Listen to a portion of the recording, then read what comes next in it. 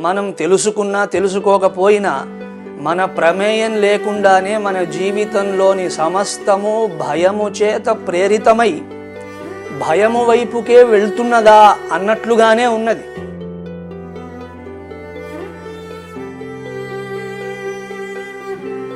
ఎంత గొప్ప విషయమును విన్నా భయమును శంకిస్తూ ఉంటాం. మొదలు మానసికముగా భయాన్ని శంకిస్తాం.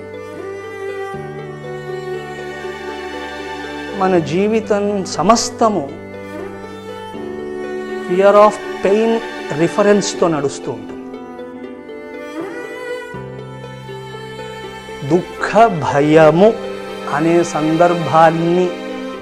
సంబంధాన్ని పట్టుకొని యావత్ జీవితం నడుస్తుంది. మీరు జీవితంలో నిర్వహిస్తున్న కర్మ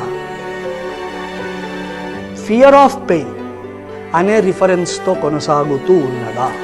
అలా గనుక కొనసాగితే అట్టి కర్మ దైవీ సంబంధముగా చేయబడుతూ ఉన్నా అది కర్మయోగము కాదు.